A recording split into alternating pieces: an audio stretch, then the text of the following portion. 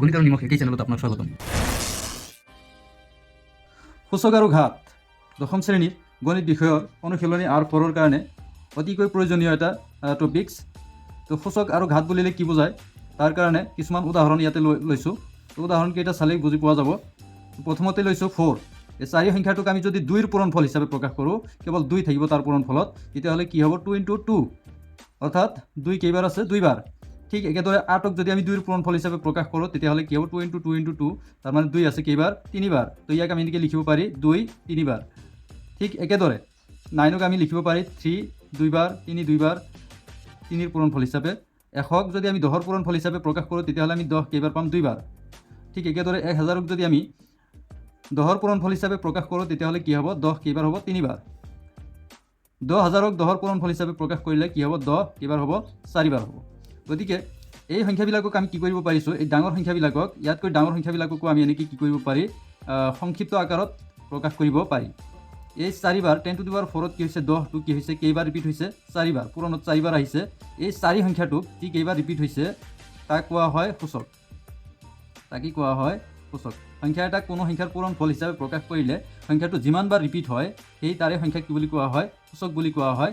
আৰু যিটো সংখ্যাত আমি পূৰণফল হিচাপে প্ৰকাশ কৰোঁ, যিটো সংখ্যাৰ পূৰণফল হিচাপে প্ৰকাশ কৰোঁ, ইয়াতে 10ৰ পূৰণফল হিচাপে প্ৰকাশ কৰা হৈছে, গতিকে 10টোক কোৱা হ'ব ভূমি। 10টোক কি বুলি কোৱা হ'ব, ভূমি। গতিকে এনেকৈ ডাঙৰ সংখ্যা এটাক সংক্ষিপ্ত আকাৰত সূচকৰ সহায়ত আমি কি কৰিব পাৰি, সংক্ষিপ্ত আকাৰত লিখিব পাৰি। তো সংক্ষিপ্ত আকাৰত লিখিব যাওঁতে যিটো সংখ্যাৰ পূৰণফল হিচাপে আমি প্ৰকাশ কৰোঁ সেই সংখ্যাটোক ভূমি বুলি কোৱা হয়।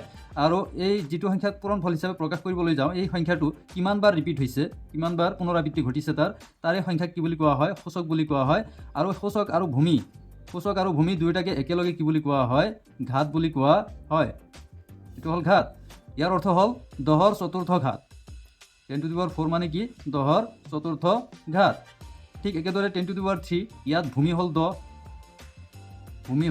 10, আৰু সূচক হ'ল কিমান 3, সূচক হ'ল 3, আৰু ঘাতটো হ'ল কি 10 টু দি পাৱাৰ 3।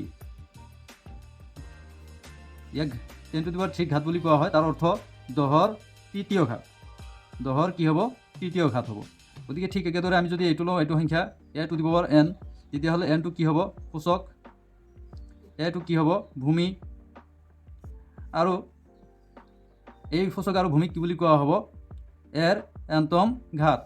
এৰ এনতম ঘাত বুলি কোৱা হ'ব সূচক আৰু ভূমিক একেলগে। গতিকে এইটো খুবেই প্ৰয়োজনীয় এটা, খুবেই অতি দৰকাৰী এটা বিষয় হয়। গতিকে ইয়াৰ আলমতে বা ইয়াৰ সহায়তে, এই ধাৰণাৰ ওপৰত ভিত্তি কৰিয়ে উচ্চ লেভেলত কি হয়, এই লগাৰিথিমৰ ধাৰণা এটা আহি যায়। লগাৰিথিম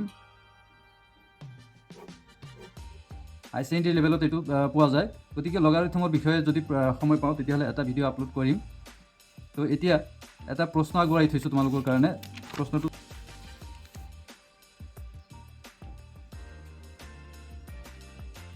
1 লাখক 10ৰ ভূমিত প্ৰকাশ কৰা। আমি যদি 1 লাখক 10ৰ ভূমিত প্ৰকাশ কৰোঁ, তেতিয়াহ'লে কেনেকৈ হ'ব, কেনেকৈ আমি লিখিব পাৰি। গতিকে 1 লাখক আমি যদি 10ৰ ভূমিত প্ৰকাশ কৰোঁ, তেতিয়াহ'লে হ'ব 1 লাখত 0 আছে। গতিকে ইয়াক লিখিব পাৰি আমি 10 × 10 × 10 × 10। 10ৰ ভূমিত প্ৰকাশ কৰিলে আমি 10ৰ পূৰণফল হিচাপে প্ৰকাশ কৰিব লাগিব। আৰু 10ৰ ভূমিত প্ৰকাশ কৰাৰ পিছত কি আহিব, 10 5টা পূৰণ হৈ আছে, গতিকে 10 টু দি পাৱাৰ 5। তো গতিকে 1 লাখক আমি 10ৰ ভূমিত যদি প্ৰকাশ কৰোঁ, তেতিয়াহ'লে তাৰ মান কি হ'ব, 10 টু দি পাৱাৰ 5। এতিয়া প্ৰশ্ন যদি হয় যে এই সংখ্যাটোত 10 টু দি পাৱাৰ 5 বা 5ত সূচক কিমান আৰু ভূমিটো কিমান হয়, তেতিয়াহ'লে সূচকটো কিমান হ'ব 5 আৰু ভূমি কিমান হ'ব 10। ঠিক একেদৰে আৰু এটা প্ৰশ্ন দিব পাৰি এনেকৈ,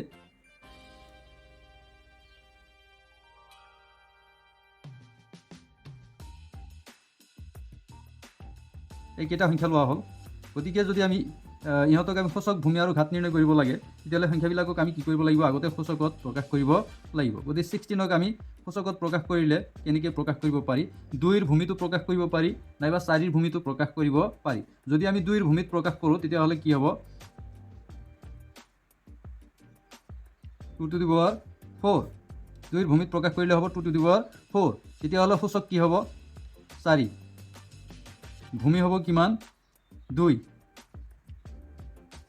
আৰু ঘাত মানে কি 2 টু দি পাৱাৰ 4। গতিকে 16ৰ ক্ষেত্ৰত 16ৰ